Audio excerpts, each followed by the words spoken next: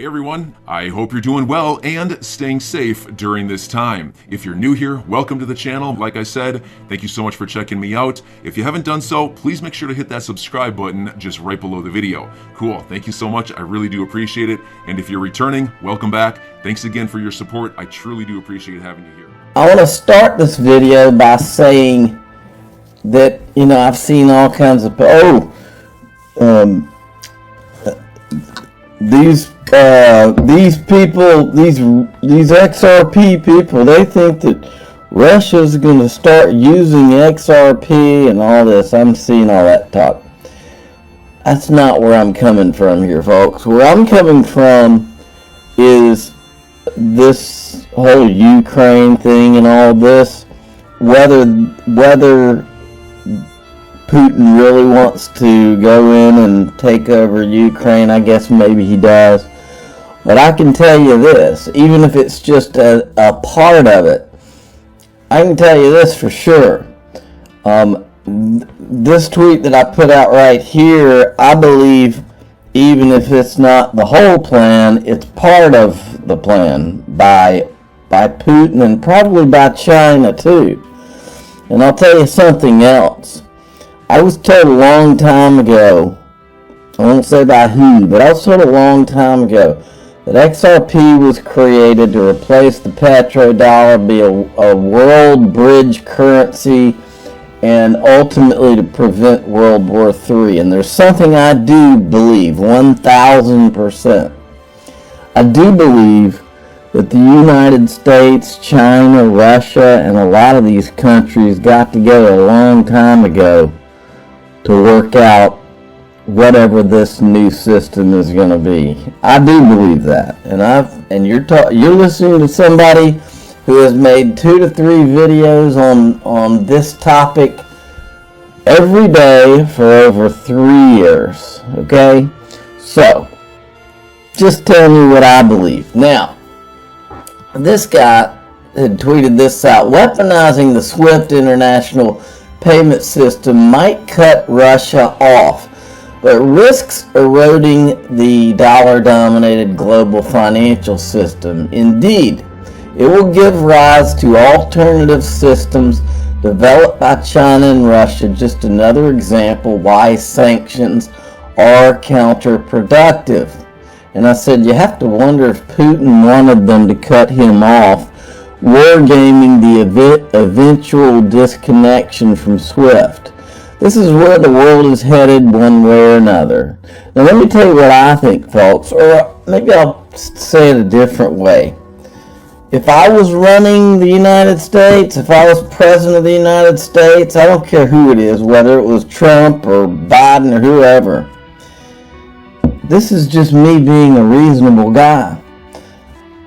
I wouldn't be stupid. I would know that the U.S. nobody keeps their status as the world reserve currency for any period of time, or at least they do for. I would say that probably 100 years would be a record, wouldn't it?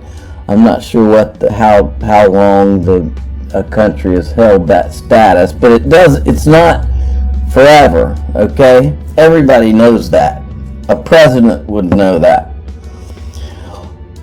What I would do, if it was me, is I would approach these countries, China and Russia, and I would sit down with them and I would say, look, I know that we're not going to get to keep this status forever, and so going into this digital age, let's sit down and create some kind of a shared situation where everybody wins. And I believe that that's what all this is really about. I believe we're going to have some sort of a shared reserve currency, maybe some basket of currencies or something. There's a reason that Ripple came along, and I'll show you in a minute. I've been around a while. I'm 48 years old now. I graduated in finance, got an MBA. I worked at Morgan Stanley for a while as a financial advisor. I'm not one now, by the way. I've been around a while, and I can tell you this. I've never, not one time in my entire life, heard any company, not one, and I think Swift was founded in the year of my birth, 1974. In all that time, I have never heard anybody, not one company, not one CEO of a company, not one executive of a company, say that their goal was to replace the Swift system. Not one. Until Ripple came along. And since Ripple came along, and I actually put a video together for you on that, I have heard them say this over and over and over and over and over. The CEO, the chairman, different people in the company, over and over and over. Just this one company. Not only have I seen that, but I've seen the Brad Garlinghouse, the CEO, get on stage with what was then the current, I think he was the CEO of Swift, and sit there and have a conversation about it. Who gets to be on that stage? Why would the Swift CEO be on that stage?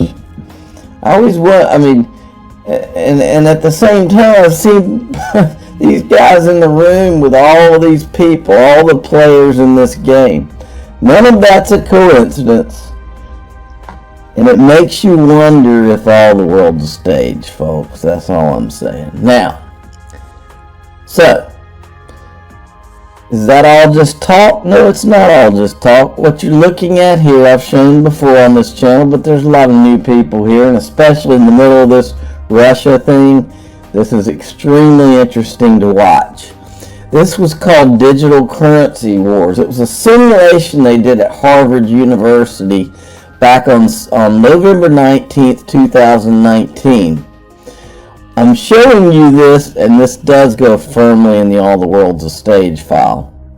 I'm showing this because if you believe that the United States did not and does not know that they can't use this SWIFT system to impose sanctions and all of that today, tomorrow, and going forward.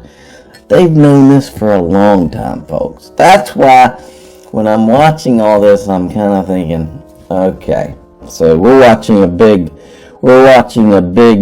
staged geopolitical game here. Or not, I'm not saying the invasion's a game. I'm just saying that could be real, and then they could, who knows? Russia could have said, well, when we finally do what we want to do, which is invade Ukraine, then we'll use that also as an opportunity to test our end, or who knows? But all I know is there's a lot more going on than just an invasion of Ukraine. And the USA has known about this and been planning for this. If they were doing this in a digital war game simulation that people were going to see in public in 2019, I've always said, what were they doing in the 10, 20 years before that? Because they knew this day would come. Listen to this. And of all people, this is Gary Gensler that's talking about this.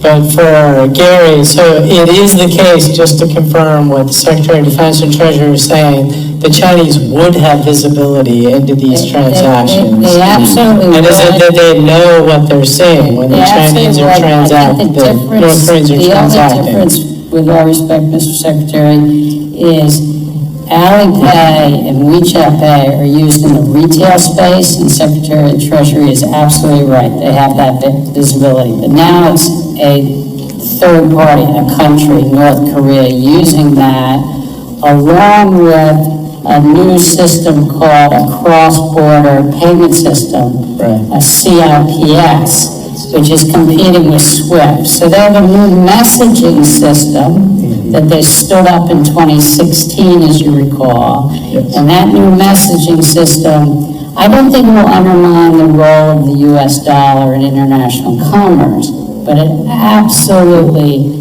puts to bed that SWIFT cannot be used as an instrument of So this is a really important.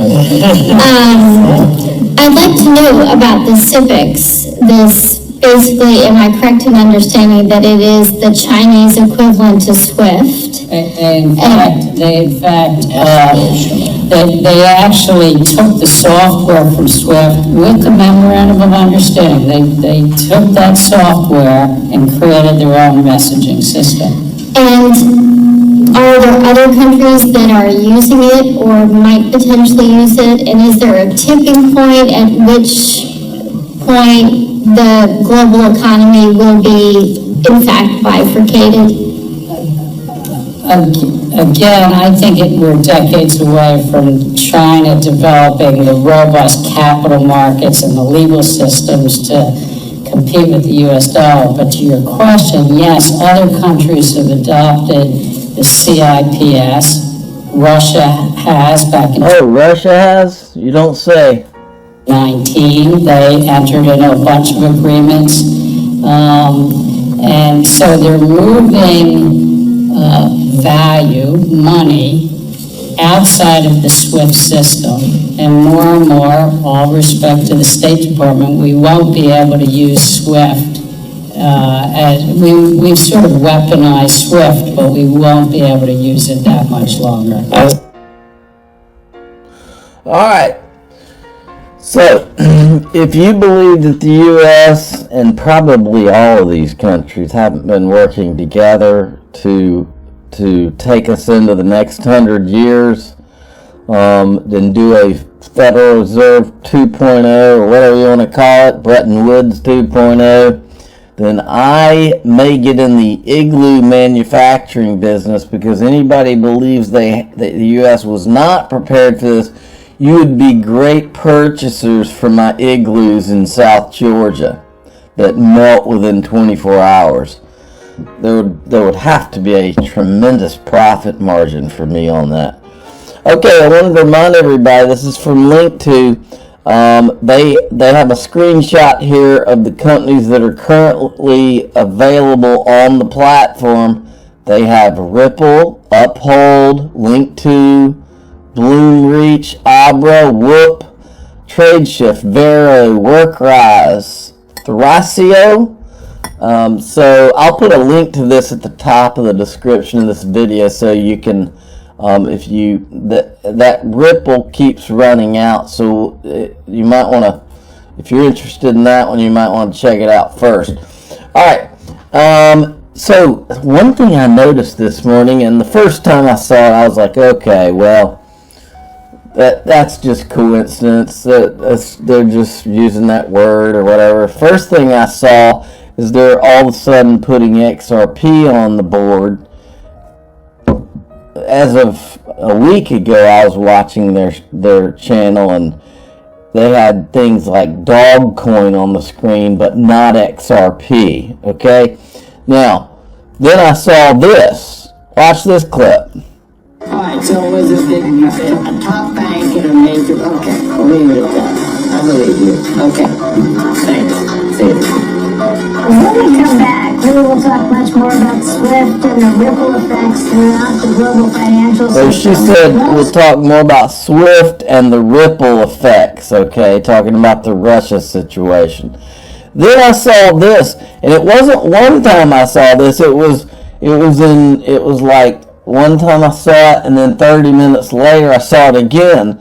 Stock set to slide, ripple effects of Russia sanctions. So they've got, so I'm beginning to think that they're, at a minimum, CNBC is trying to tweak the whole Ripple and XRP thing. Alright, so we had this morning. The Russian central bank raised its key interest rate to 20% from 9.5% on Monday in an emergency move to save the ruble from falling as major countries cut off support to Moscow. Now, folks, I've seen all kinds of reporting on TV about, has Vladimir Putin lost it, and they're going to nuclear whatever, DEFCON whatever, and they're being prepared, told their nuclear whatever to prepare. I don't believe all that, folks. I believe that this is all a geopolitical game that those guys playing, Now, what do I know? I'm just saying, this guy's no dummy. He's been around a long time. Nobody wants something like nuclear war. I think that he is more interested in his Russian legacy than anything else. Now, then there's this. The digital yuan could emerge as an alternative to SWIFT and other U.S.-dominated systems. And that's what they say. Putin's war could just be the push the project needs. And then there was this. Charles Gasparino. Check this out.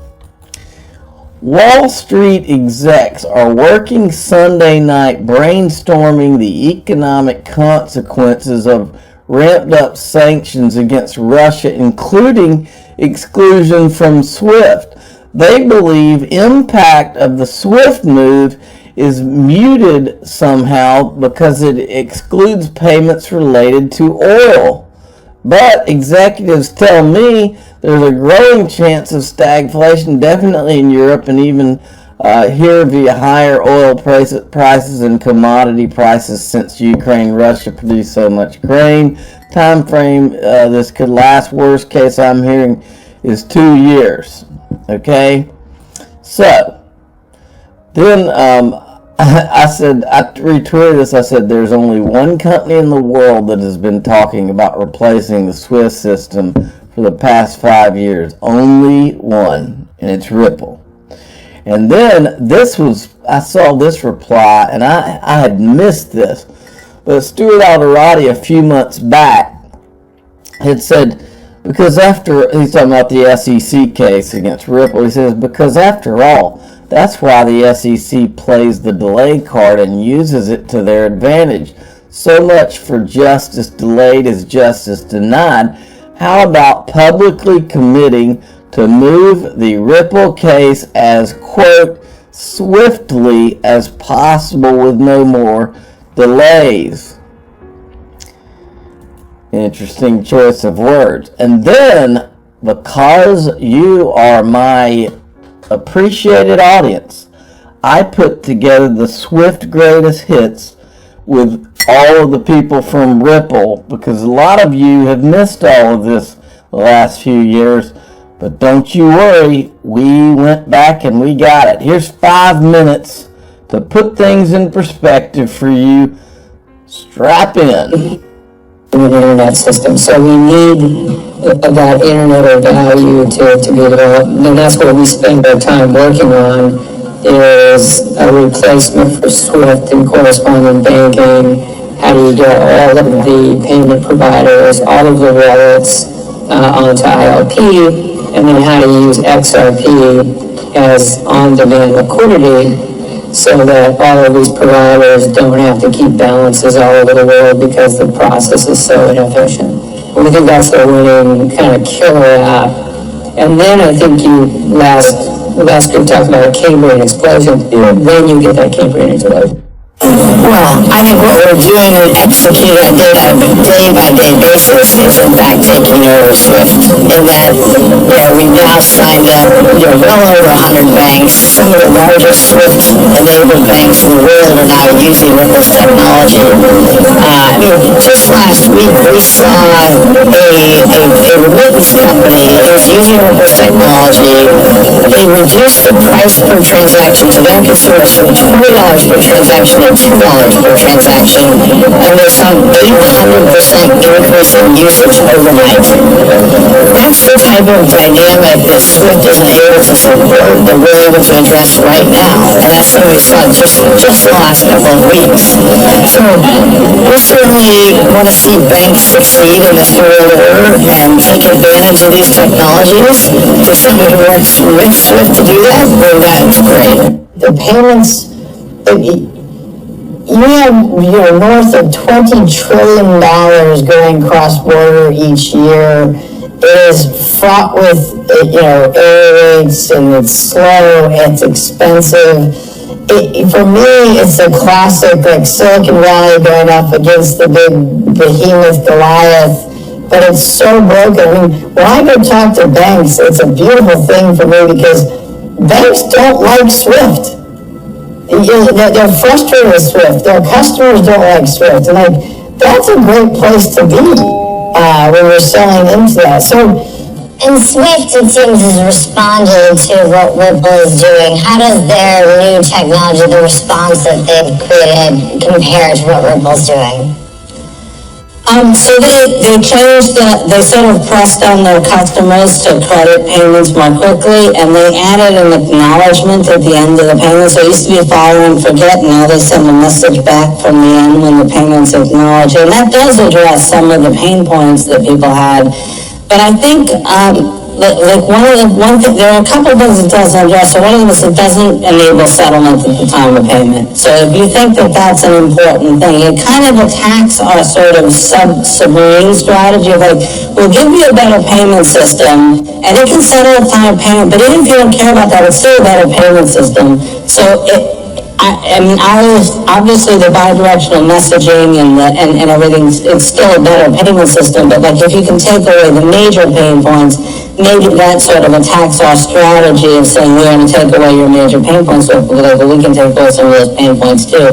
But it doesn't fix the fundamental problem. It's kind of like, like if a music company tried to combat the iPod by dropping the price of CDs or making you hold more data or something. The fundamental problem is the settlement. what does that mean? I was talking to the CEO of one of the largest banks in Canada, and they were exiting their correspondent relationship in Brazil. It's expensive for them to hold Brazilian reals, and they're like, look, we don't have enough demand, so now we're going to use a correspondent bank.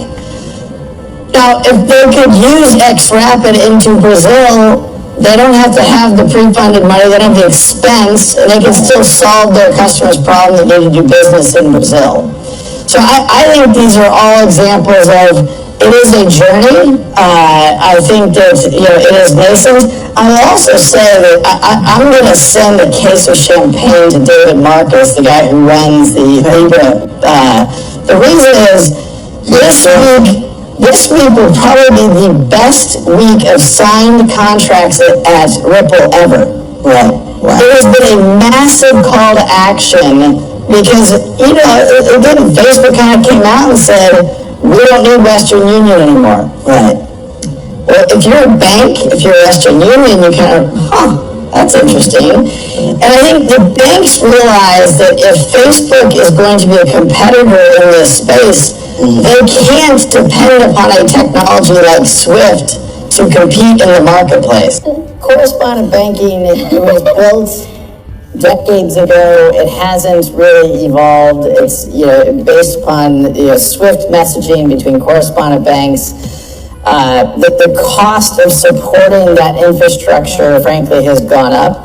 One of the things that changed after the financial crisis of 2009, 2010, it used to be if the Bank of Dan and the Bank of Brad wanted to do cross-border transactions, we'd have what's called Nostro accounts. It used to be that when I put cash at the Bank of Dan, that counted positively towards my capital ratio. After that financial crisis, we decided that trusting other deposits at other banks may not be as trustworthy as we thought, and so now it doesn't count. And so banks have contracted. The correspondent banking relationships have down by 50% in the last 15 years. Yet global cross-border transactions continue to grow. So our view is, look, these are technologies from decades ago. We can upgrade them with today's technologies, internet-based technologies, and make these real-time transactions. You do a SWIFT transaction, there's banks saying, there's a market maker saying, I'll lock in that rate. I'll take the volatility risk for the next 2 or 3 days. With XRP, you don't have to do that because it sells so quickly. Value exchange, and that's really the mission that we're trying to accomplish. What does that mean for financial institutions? Well, it means that banks remain the custodians, but they can also they can correspond with each other directly, and they can use this real-time settlement system without putting up capital on both sides, and with getting maximum competition for that exchange of value. It's a fundamental structural change in correspondent banking. The networks, whether that be SWIFT or Visa or Earthport, they can also use those same benefits for their customers.